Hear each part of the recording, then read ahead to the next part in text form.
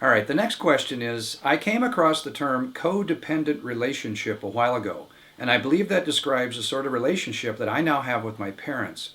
I desperately want to get out of it with as little damage to my family as possible. I have the usual Aspie problems, a very few friends, and so there is no one to take over the job. I absolutely need my parents' help, but I don't want them making decisions for me and taking control of my life. Is there an advance you can give me on how to improve our relationship to ensure my independence in the longer term? This is an anonymous submission from YouTube. Okay, this is another good one, and there are several elements to this. Usually the person with Asperger's has problems with what we call daily living skills, from doing up their buttons, to riding a bike, to managing their budget, to organising their daily schedule. And so what has happened because of that, what we call executive function, planning, organising, time management components, especially at high school, parents have realised it's quicker and more efficient if I do it for him. And that sets up a dependency where mum or dad says, well, I'll do it for you. And they know that it works, but they've got to back off. And they found that it makes everyone's life easier if I do your budgeting, if I sort out your plan for today, I check through things and so on. But that's maintaining that dependency. And I have to work with parents, especially of adolescents and young adults, and say, back off. If he makes a mistake, he's only going to really learn from his own experiences. He doesn't really learn by watching others. He's got to do it himself. Now, that means he's got the dignity of risk. And sometimes he's got to take that risk and it's got to fail. But then he'll learn from it. You can't put him in cotton wool all his life. And when we look at the long term, one day, for his own self-esteem and independence, that's going to occur. But there's another element too. And sometimes this may be a parent who's a very maternal, caring parent who enjoys this role and needs this role and wants to be needed. And so there's a dynamic between the two of need for both parties that really needs a third party to say, look, he needs to learn by himself, back off, you can be a good parent by letting him learn from his own experiences and be more independent and proud of his independence, even if he makes a mistake.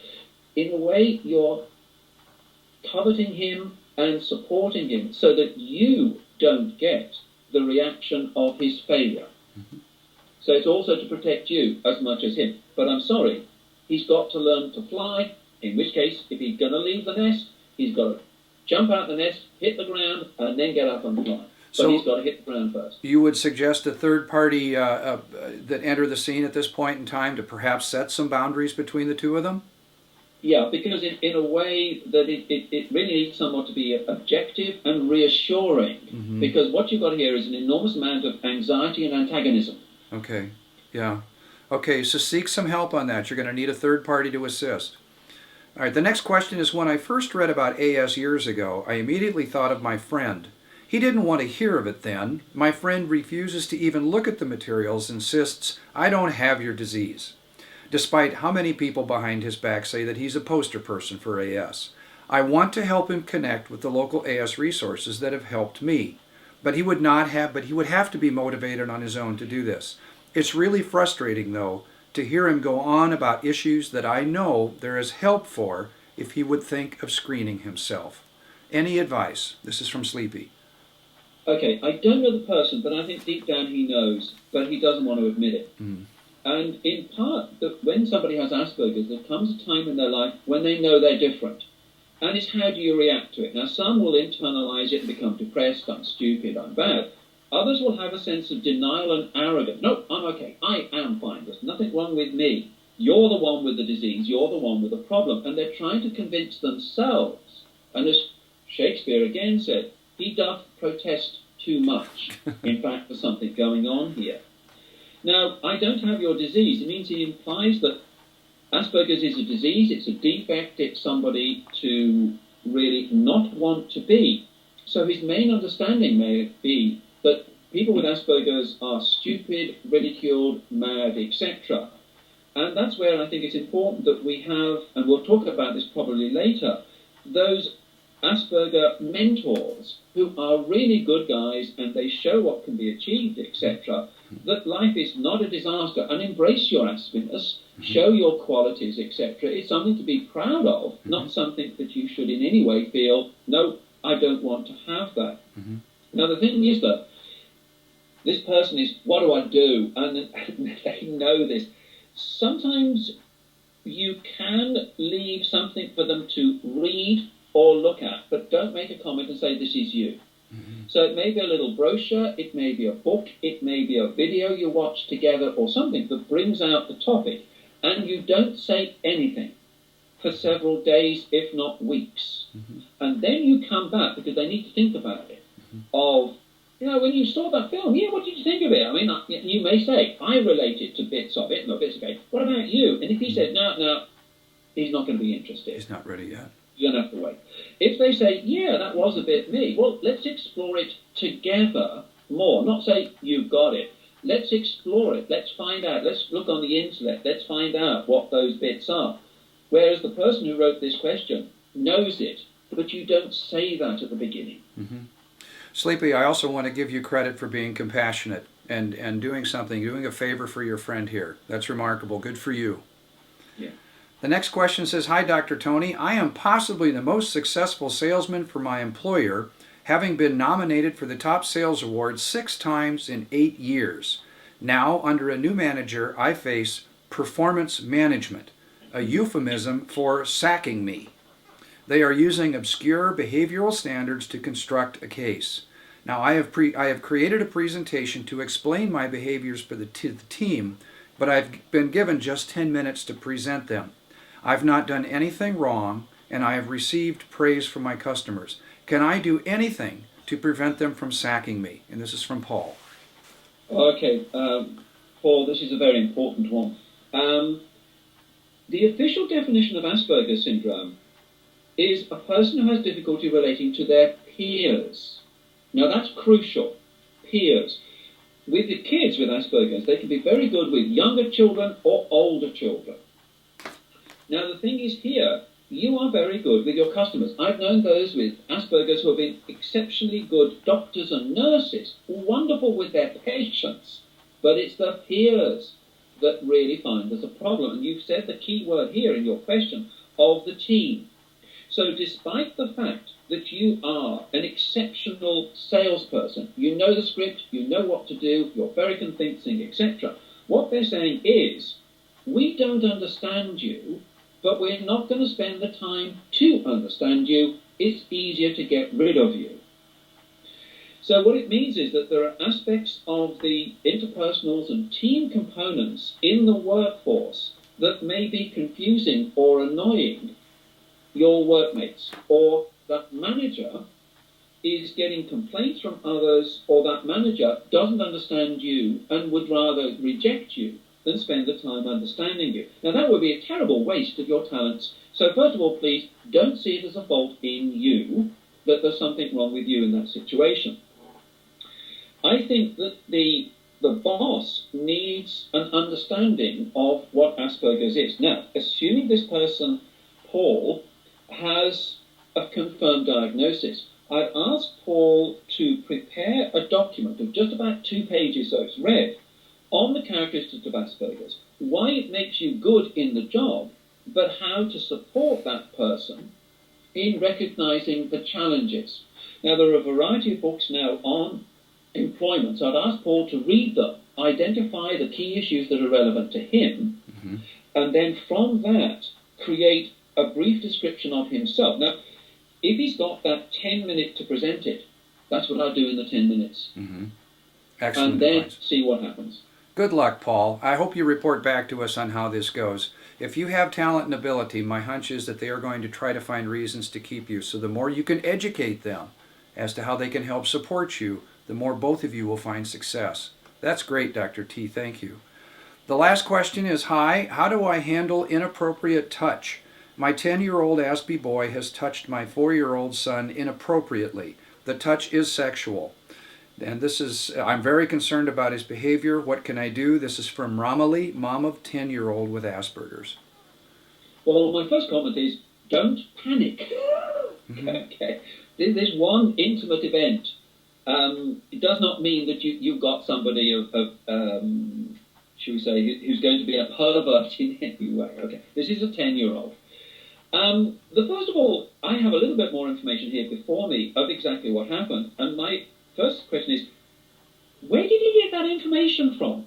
Those acts that he was involved with, he's either experienced himself, he's either seen them in real life, or he's seen them on video. And I'm afraid in our modern society, those with ASD can have access to things which they're really not able to understand. So, unfortunately, the chances are he's seen something or experienced something. Now, the next question is, he may be exploring sexual experience, as many pre-puberty and puberty people will do. But the ASD difference is he doesn't know the conventions, he doesn't know the reactions of others, he doesn't know the script, etc. So this is an issue of ignorance, not perversion.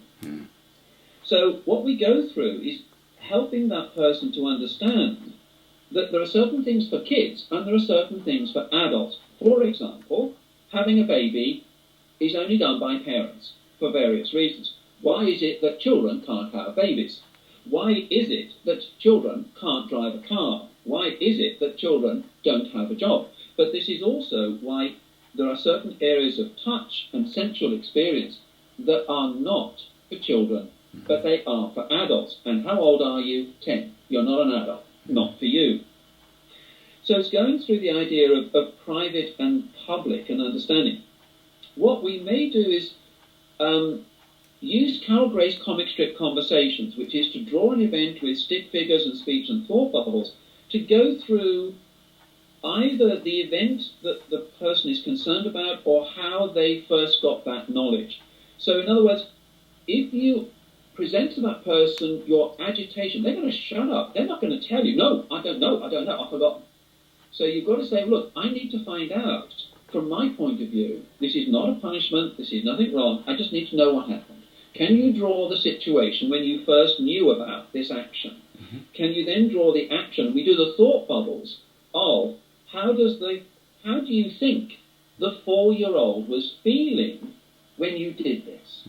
How do you think mum was feeling? How do you think dad was feeling? Etc. And the person may be oblivious of that, so they need some information. So in other words, stopping this is now logical because of the effect that it's going to have on various people, but also have how other people will perceive you. Okay? Very good. Now, there are actual books on this, and this is a great opportunity to promote this book called Making Sense of Sex by Sarah Atwood, my wife. Wonderful. Published by Jessica Kingsley Publishers, and it's a very good book of introducing pre-puberty and puberty ASD individuals about puberty, sexuality. Now, it's a book to be read by parents to help them explain the information, because the issue here is he's got information, but he doesn't know how to use it, and he's using it inappropriately, so he needs to understand the social conventions, what you do and can't do. If professionals want to take it further, there's another book here by Isabel Heno. Both these books are published by Jessica Kingsley Publishers, jkp.com. But it's Aspergers Syndrome and Sexuality from Adolescence Through Adulthood by Isabel Heno, Henault. And that gives you a program to work with the individual. So this is an issue of experience and ignorance, not perversion. That's positive news. Well, Dr. Tony, that's all the questions we have for this month. There is one other thing that I'd like to bring up. I have the rare and unusual opportunity, and I'm flattered with this, to be able to work with you in preparing a book on Aspie Mentors. This book is going to be called Been There, Done That, Try This. And the concept of this book came from the whole Aspie Mentor idea that I first heard from you several years ago. And for those in the audience that aren't familiar with it, could you give an explanation as to what is an Aspie Mentor?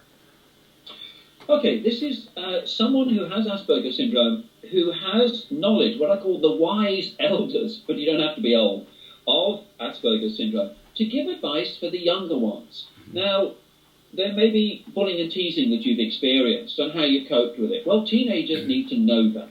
there may be times when you felt, what's the point of life? I might as well end life. I want to end the pain. But you didn't. And what turned you around?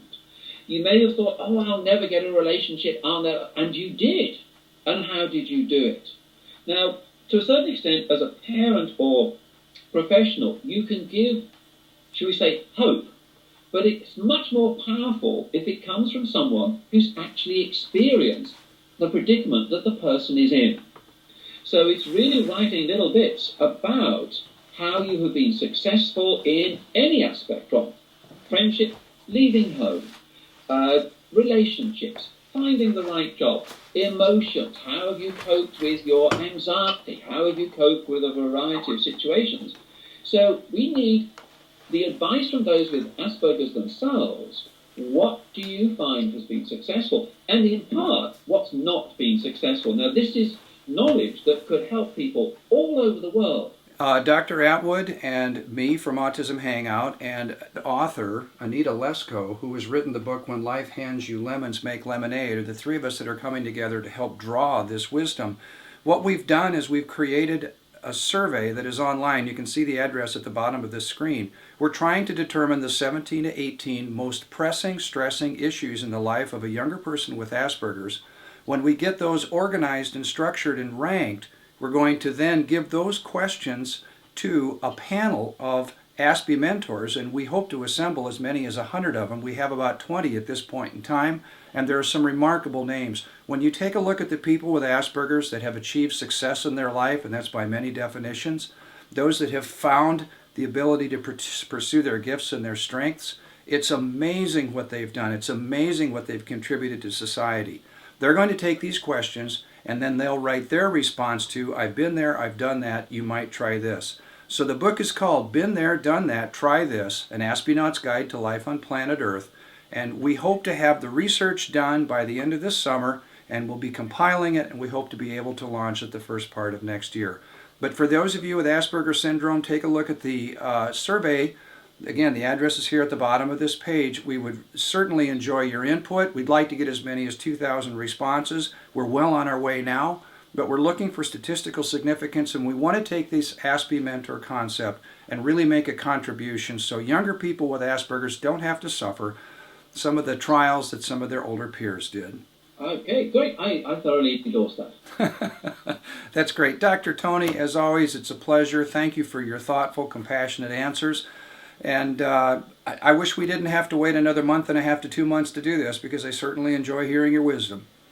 Okay, thanks, Craig, and thanks for the people watching for their brilliant questions. I think they've raised so many issues. My difficulty is trying to give an answer in about 2 minutes for each one. Yeah, I know that's tough. We are compiling all of these shows, so we have a nice resource for people who want to look back in the files and see if you've addressed their issues previously. So, Dr. Tony, thank you again for your time today. Thank you, Craig. And thank you, Autism Hangout. We'll be back again soon with another Ask Dr. Tony.